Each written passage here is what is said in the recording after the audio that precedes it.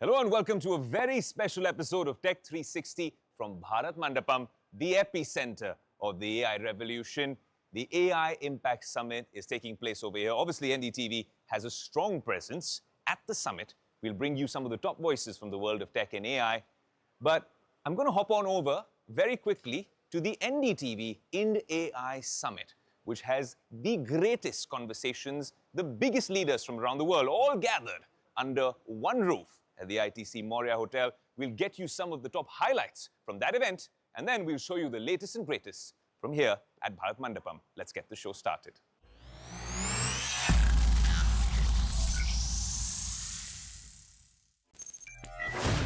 Welcome to the NDTV Ind.ai Summit. I'd be able to build the app on Immersion faster and sooner than my delivery comes on an app like Dunzo. I think for most apps, yes. Yeah, simple apps. Issues that you're raising are very important. This small startup nothing, young startup nothing comes and sort of cracks the AI code.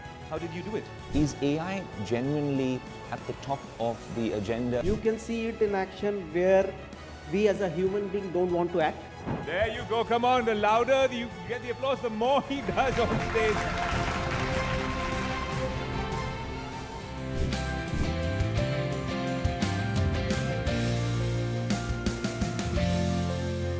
The intersection of tech, policy, and society is here with me exclusively. Brad Smith of Microsoft. What a pleasure to have you with us. Nice to be here. While you were on stage with a bunch of founders, even Sarvam AI, right, they're building that sovereign AI solution, made in India solution.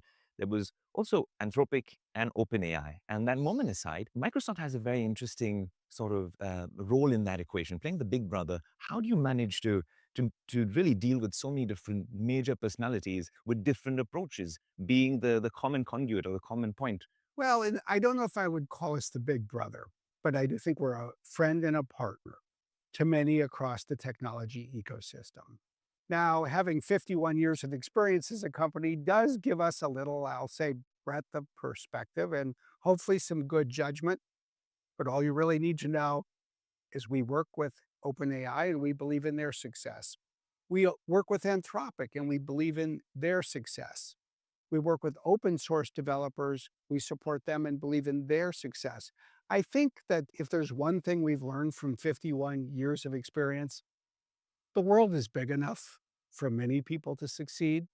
And on many days, the best way to succeed is by working with other people and working together. And I think that it's a perspective, let's just say, that the world could maybe use a little more of in 2026. Brad, it's reassuring to know that you're leading this particular part of the AI revolution. They call you the strategist in chief of the AI era. And it's great and encouraging to know that these are the thoughts that will guide us forward. Thank you so much for joining us on Tech 360 on NDTV. It's a pleasure to be here. And we hope you enjoy the rest of your trip.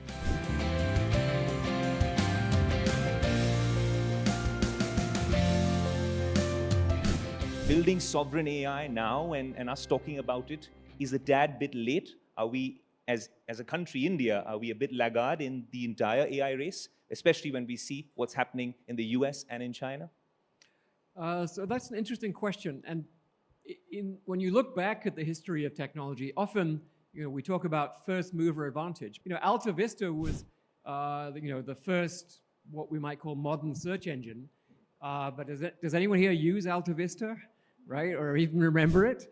And Google got the same idea, but engineered it a little bit better, and then they took the market instead. So I would also say sovereignty, digital sovereignty. Everyone talks about it. I just came from the Munich Security Conference, where I had like 5 consecutive meetings where that's the main topic is digital sovereignty. Absolutely, Europe is going to do this. The US does not have digital sovereignty. The US makes very few chips. Most of the high-end GPUs are made in Taiwan. Most of the microprocessors that are in all of our appliances and cars and everything, those are mostly made in Europe. The machines that make the chips are made in the Netherlands. So the US doesn't, no country in the world has digital sovereignty. So you should think about what is the thing that's going to protect the country's resilience in case of cutting off of supply. So you want to make sure that The suppliers you have are ones you trust. That's important. You don't want backdoors in your chips or cyber attacks coming from software that you import. So you need that trust relationship. But in my view, you need the consumer-facing products to be the ones that are sovereign. Carl and you set up the company where it was all about community. And we thought, especially in the consumer tech world, that's something which is more lip service, right? I don't think you can really build on community since 23, 24. And here in 2026, you have probably the most loyal and engaged community in India and even around the world when you're building nothing and CMF. Now, since it is an AI summit, I have to ask you, do you think that's also the way forward? When we're talking about AI, and we'll get to how you're working with AI within nothing, but community is the way forward? I mean, 100%. I think there's been a lot of confusion as well with AI. I think a lot of brands have lost kind of sight of the end users for the sake of kind of claiming AI features and so on. And to be honest, there is still a lot of uncertainty, right? Last year, we've been seeing a lot of new brands trying new hardware. Quite a few of them failed, but this kind of trial and error will keep on happening. So I think being very close to users is extremely important. That way you can really understand and almost do a lot of beta testing. That's what we've been doing with Nothing ever since we started. And this is why when we started this company, as a new company in the hardware space, there is pretty much no room for failure. So for us, it wasn't like a marketing or an afterthought when we're talking about community. Ever since, even before releasing our first product, we had actually this community crowdfunding. So we had raised at the time, I think, close to 20 million via Google Ventures, and we still allocate 1.5 million for our community and end users, which at the time we didn't even have released the product, to come on board. And from those guys, we elected a community board observer, and that person, we change that person every year, but sits in all our board meeting with direct feedback from the end users, again, within the board, so it can get better in terms of driving actions from there. So as part of AI, it's going to be extremely important. We are trying a lot of things, especially on the software side, and we have a big closed beta team of users that receiving exclusive access both to hardware devices and software, and they continuously test across different markets. India, of course, is a major part of that beta program is here out of India, but I think it's going to be extremely important. Really understand the users, how they're interacting with software, what they think about hardware. So I think that kind of continuous feedback loop is going to be extremely important. Some of the biggest tech companies in the world still don't have their AI plans right. This small startup Nothing, young startup Nothing, comes and sort of cracks the AI code. How did you do it?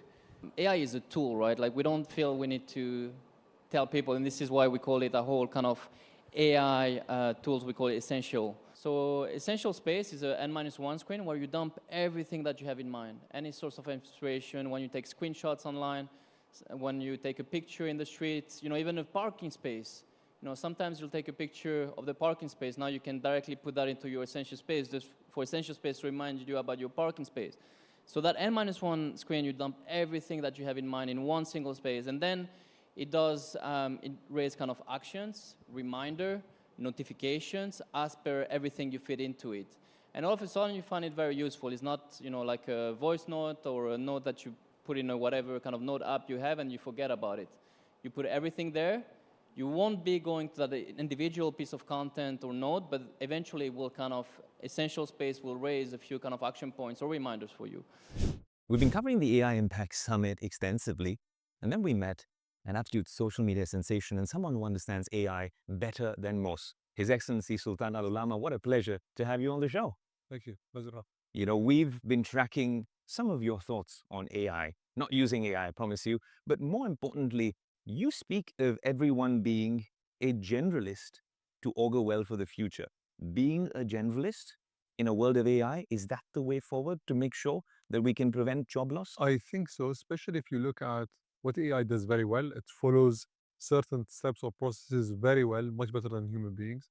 And it can be, in terms of a specific subject matter, an expert, but it finds it very hard to mix certain subjects together. So being a generalist is definitely better than being a specialist. And what I've always been saying is I think that we are going to see the return of the polymath a person who can do multiple things very well, because AI is going to push us in that direction, and because that's going to be the way to go. Like a jack of all trades. The jack of all, actually the ace of all trades. Ace of all trades. And lastly, before we wrap up, His Excellency, the UAE is probably one of the most tech-forward countries in the region. Is AI genuinely at the top of the agenda and the priority list when it comes to different policy measures? I know tourism and tech is, but AI, is that at the forefront? Absolutely. So AI is at the forefront, but it's not about AI. It's about quality of life improvements. So deploying AI in ways that improve people's quality of life. If we can do this, then that's where we go. If it's not going to improve the quality of life of people, but it's going to do another thing better, we tend to not jump into it aggressively. We tend to start to think about it and consider the ramifications of it. We can go on chatting with you, but thank you so much for this chat. We hope to catch up with you maybe in the UAE. Hopefully. You're at the heart of the agentic AI story and working on this particular platform. Has your whole rationale and the way you approach the role of a CTO changed? Should people wanting to become CTOs, engineers, also change now basis what's happening in the prompt engineering world?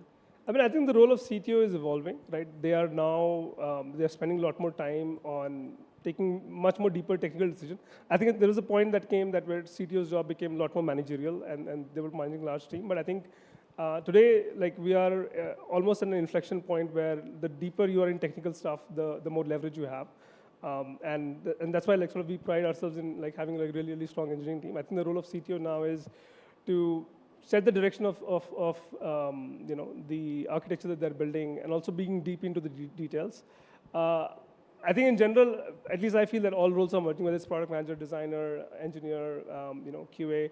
I think you'll see a lot more of these roles sort of coming together and one person being able to do a lot of those things, yeah. I'd be able to build the app on immersion faster and sooner than my delivery comes on an app like Dunzo? I think for most apps, yes. Yeah, simple apps, yeah. But I think it like today there is a lot of leverage in somebody who's learning to vibe code because that gives you like a very easy way to sort of learn how to work with agents. I think in future all of us are going to be working with agents, managing our agents, right? And I think vibe coding is like a very easy way to sort of get started and practice like, hey, what does it feel like to work with a really capable agent which can actually, you know, do hours of work at a time. Yeah. AI is too important not to regulate. And it's also not too important not to regulate well. It's important that we think about what are the right rules, what are the right ways to think about being responsible. And I often think that when it comes to questions of regulation and those kinds of things, we should have two sides, a two-sided view to that. On the one end, of course, you know, regulation should pay attention to the complexities and the risks, the kinds of things that Stuart and others kind of raise as kind of risks that we should pay attention to. It should enable us and create incentives and mechanisms to allow, you know, us to innovate, tackle society's greatest challenges, and not limit the possibilities of impact. How close or how far from disaster do you think? Forget what OpenAI is doing, but somebody with a ringside view, when you're seeing the models being proliferated by the others, how far or how close from disaster are we? I feel, I mean, I've said this a couple times, but I genuinely feel optimistic about where this technology is going. Will there be issues that we confront just like with any other historic general purpose technology? Sure. But then I think about all the incredible things that are going to come, right? We're already seeing, you know, scientific progress where we're being able to solve science questions and issues that at times would have taken years, we can now do in days, if not hours, right? That's then going to lead to incredible breakthroughs in science. What we're seeing in terms of healthcare outcomes, I mean, you think of the size of India and the rural populations and how this technology could really deliver healthcare outcomes here in India. We're already seeing our technology. It's taking place right here in India, helping to educate students. Imagine every kid in the world could have an individualized tutor, you know, at their fingertips. Like we would not be in the middle of this. We would not be doing this. Sam wouldn't be leading on this. Our researchers wouldn't be building this day in and day out if they didn't fundamentally believe that this was going to drive the type of historic progress that we believe it can drive. Okay, I didn't get out, but on the other side of a commercial break, there'll be a lot more from the NDTV coverage on Tech 360 of the AI Summit here at Bharat Mandapam. I think I need to practice my AI skills and my cricket skills. I'll see you on the other side.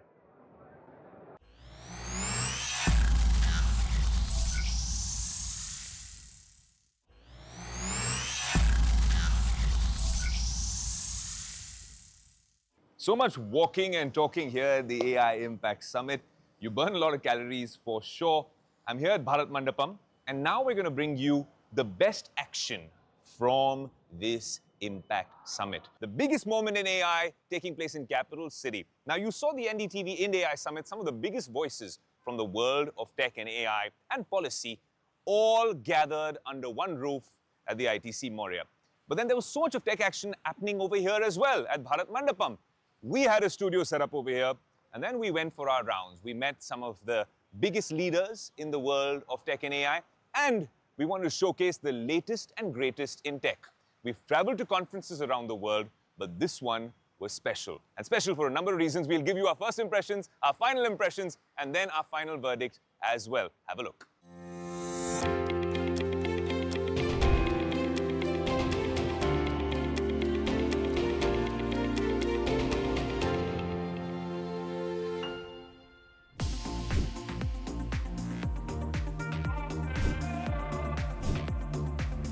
You've often seen me wear my Ray-Ban Metas on a lot of shoots, especially those POV shots that you see in our auto shoots. But this is special. I'm here at the India AI Impact Summit exclusively at the Meta stall with the behind-the-scenes king now, which is going to become my staple, the Ray-Ban Meta display. And that's what I have on right now. I wish I could show you everything that I am seeing because there's a display right here, a projector that's curved somewhere near my temple that is giving you data that honestly gives you superhuman outputs. It makes you way smarter than you are. And if you think that I need a script sometimes when I'm rambling on, then I have a teleprompter right here. Maybe I'm referring to it right now and you don't even know about it, but there's so much more in terms of utility.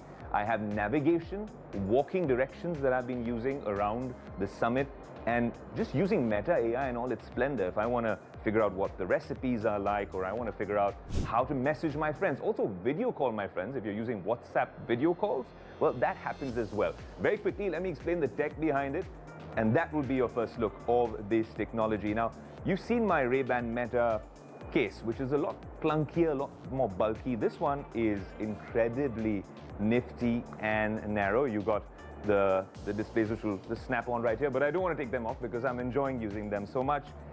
They gave me 6 hours of mixed use, almost up to 24 hours using this case, which fits in my bag as well. But that's not where the magic happens. There's this neural band that I have on over here, which is making everything happen. So it happens with gestures. I could sit down right here, lean over, maybe change my posture. And right now, as I speak to you, I have the Meta display just lighting up and telling me what to do. I have the gestures moving to the left, to the right. I double tap it. I can exit it with some of these displays as well. And I have WhatsApp showing up over here. I can turn the volume up, brightness. It is a new world. Now, we've seen a lot of tech companies come up with display products. Some of them are incredibly expensive. In terms of what Meta's done with the Meta Ray-Bans, it was something that a lot of us picked up, especially creators, because, and I can switch the display off with just a simple click out there. You wouldn't even know I was doing this, but if I'm walking around the AI Summit like this, you know I'm using these, and that's my cheat code to getting around the India AI Summit.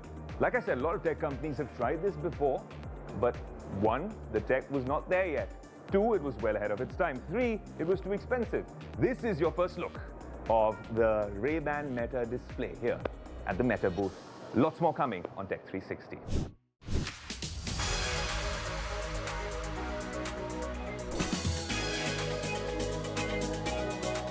I'm here at the India AI Impact Summit at the OpenAI booth. And there is an OpenAI booth out here, and all its splendor starts off with Sora. Sora 2, simple prompt, make the guy an Indian philosopher wearing a traditional sherwani, and it has already generated this video. It looks really cool because that's what they're trying to showcase here. Remember, this is not only for all the tech enthusiasts, it's actually for everyone attending, the thousands of attendees here at the India AI Summit. There's more here at the OpenAI booth, not just Sora, which is fabulous in terms of what it can do, launching in India soon, hopefully. But more importantly, now that we see so many video generation models from Google Gemini, what China is now doing with Seed Dance after this week. This one sort of pales in comparison, but there's more. Let me show you. Over here, there's a huge crowd right here. Chat GPT. And if you just walk in right here, You see quick image prompts, people reimagining the images and stuff like that. Look, this is amazing that there's finally that sort of interaction and engagement here in India when it comes to OpenAI. And while we might not be as impressed because we cover tech all the time, it is encouraging to see that OpenAI is showing video generation, you've got image generation and reimagining. You've also got partnerships that they're working on very, very, aggressively here in India. And then you've got codecs on that side as well. If you walk right here, you've got these nice videos of Sam Altman playing. And on this side, we have codecs, which visually might not be the coolest thing to show you, but it is a big show of strength from OpenAI. They're here at this massive event in New Delhi, Bharat Mandapam, and Sam Altman's coming as well. We also have some of the top executives like Lehane. We've seen them here on Tech 360. This was your first look of the OpenAI booth here at the India AI Summit, and of course, ChatGPT in all its splendor. Now, when you're talking about what's happening here at OpenAI and Gemini, this is only the first of many. You've got image generation, video generation, codecs, partnership, and a lot of people interested in what the future holds with OpenAI. But this is your first look on NDTV.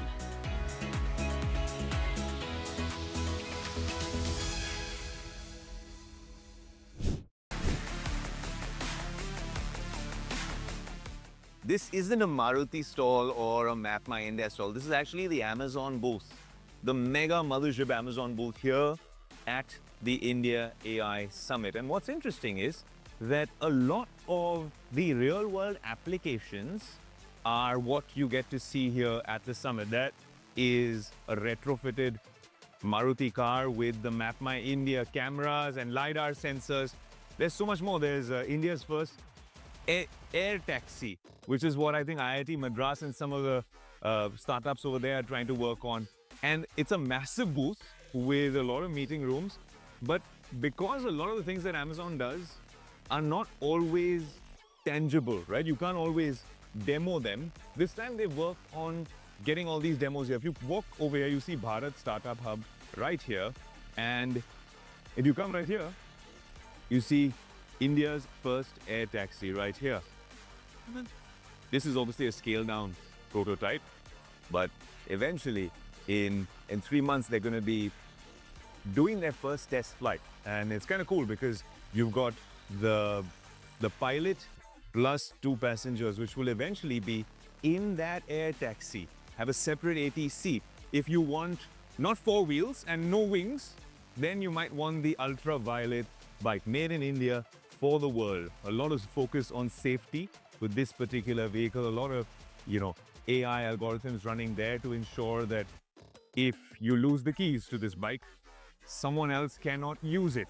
If you were to meet with an unfortunate accident, how will this bike help you? And there's more from the AI hub and stuff like that as well. My point being that even here at the Amazon booth, you are seeing first a strong presence, 2, a lot of the leadership here as well, and really AI in practice. And I think that's very refreshing because when we see Amazon around the world, we see one smart home, but here this seems like an Amazon for India, an AI for India, which is kind of interesting because all these companies, the big tech companies, are feeling the need to innovate and show use cases which are relevant for the Indian market and most importantly, which are actually being used already with their partners. AWS is one of the biggest cloud providers with AI solutions. How do you scale up? A little bit of talk, of course, on how Bharat builds on AWS. But yeah, that's your first look of the Amazon booth here at the AI Summit. A seat, good weather, good view. We deserve it after bringing you the latest and greatest in AI from Bharat Mandapam and the NDTV Ind.ai Summit. What an absolute pleasure it's been putting this all together for you. We hope you've enjoyed watching the show. I'm enjoying being seated. I usually like to do these running into camera and jumping off stage, but I am tired after burning all my calories, closing all my rings. We hope you've enjoyed our special coverage of the AI Impact Summit, the AI epicenter of the world here in New Delhi. Until next week, this is Ayush Alavadi saying adios.